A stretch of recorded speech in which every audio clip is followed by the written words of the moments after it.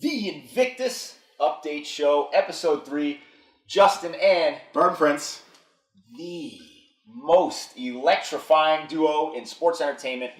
Some sad news for me this week, Bernsey. Cream of the crop.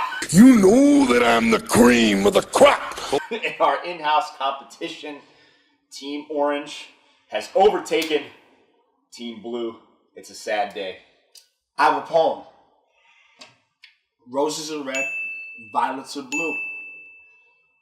You thought you were going to beat me. That makes you a sucker. Because Team Orange is one bad mother. Okay, moving on to the next topic here.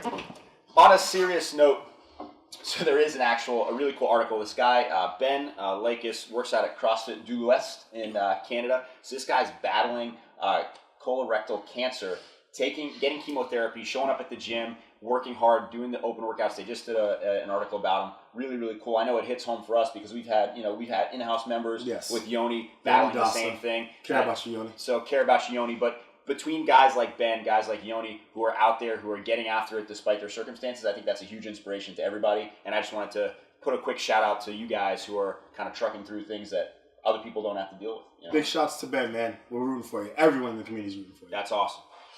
So there was an article on the Morning Chalk Up. Eric, one of the writers from there, he was talking about the state of the games, or the state of the sanctioned events that switched to no regionals, the new format of the Open. And one of the cool things about this, and we can kind of go into this a little bit, but he basically wrote that this new structure is good for athletes and brands because it gives more opportunities for brand exposure.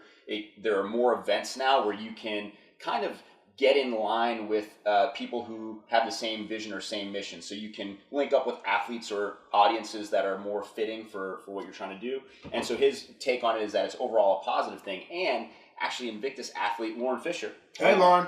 She did the open announcement and actually did an interview before where she was talking about the same thing. So, what are your thoughts on the switch to the sanctioned events away from the regionals model? I think that it's just new to everybody, so it is a little confusing, but it's because we just don't know.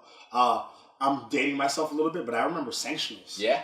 Where you pretty much paid $100 and showed up. See what happens. And blow up. So when regionals took form the way it did, it was kind of scary, but now we're used to that. I think by next year we'll know the game, know the routine. It's been awesome so far. Yeah. I think long term it's going to be good for athletes because there are now more opportunities for athletes to link up with brands. There are now more events that are getting exposure. So I think it's going to bring some money into the sport, which will hopefully help take care of some of the athletes, help support their travel, all that good stuff. But from there, open workout, 19.3. Initial thoughts after we did the announcement and kind of got after it, and anything in your mind change about this workout? Yeah, it was more quad dominant than I thought. I'm still sore. I found the step ups to be just difficult, the grunt work, which makes the WOD beautiful, right? Yep. What are your initial thoughts? This is the workout for anybody out there who is thinking of repeating any workouts. If you want to repeat one, I think this is the one that you can do it. Mm-hmm. I think it was fun. You're going to be sore, but not super sore. This is kind of that one workout in the open where you almost look forward to doing it because you know you're not going to be deep in the pain cave because it's a different kind of hurt. Right? Yes. So a lot of people had fun with this. Actually, just running through some impressive performances. So some of you guys may know of Ryan Elrod. Unfortunately, shrouded in a little bit of controversy. He's still currently under a ban from CrossFit, but he did this workout. He's a former Cirque du Soleil performer. And he finished the entire workout, according to his Instagram, in 7:28. So, 7:28. I don't think my tiebreak time was 7:28. But that's crazy. So, he was a member of the DC Ballers, #grid. He was almost a minute faster than the fastest other male time that's currently on the leaderboard. Obviously, more times will come in, things will come in. But he's basically playing chess while the rest of us are playing checkers. Well, speaking of the grid, because I was the voice of the grid. I did have a chance to see Ryan as an athlete, and that's amazing. I wonder what his breakup sets were on the strict handstands. Maybe he didn't break.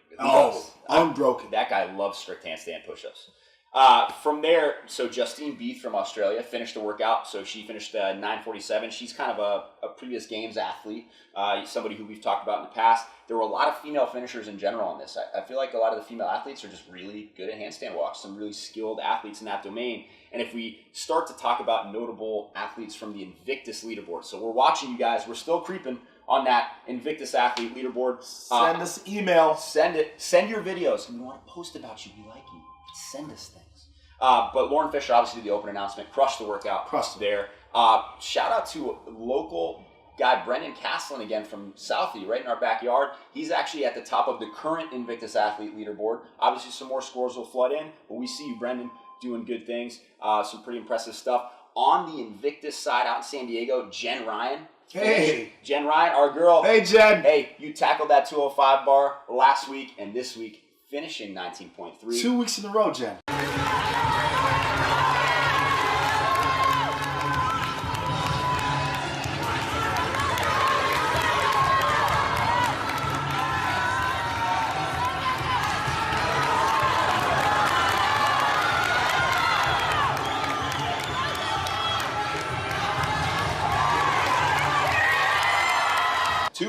MVP.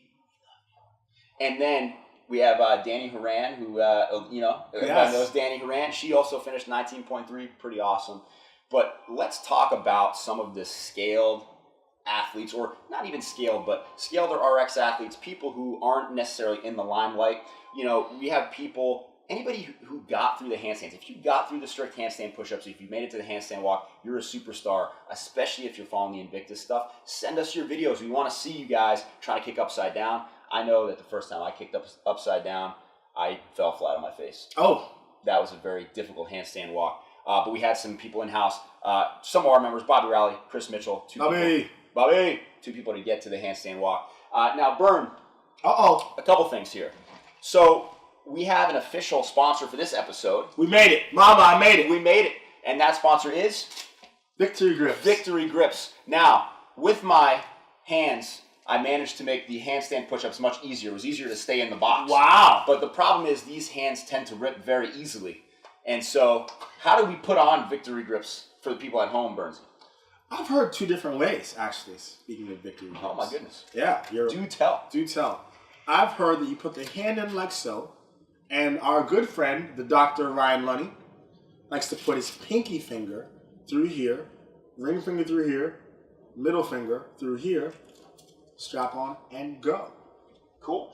So when we're talking about the grips, these stealth guys are really good. I like this material for gripping on the bar. When you break them in for the first time, chalk them up inside and out, and they break in within a use or two. But the most important thing is that some of that material should hang over the bar. We want to end up basically getting this little lip here to help you grip and adhere to the pull-up bar. So there's actually some cool videos that Victory Grips has put out. But if you guys are looking for gymnastics grips that will serve you well, use these guys, right? So until week 4, or until I guess the next open announcement, because we'll be doing that too, this was the most electrifying duo in sports entertainment, brought to you by Victory Grips, episode 4. We will see you guys next week.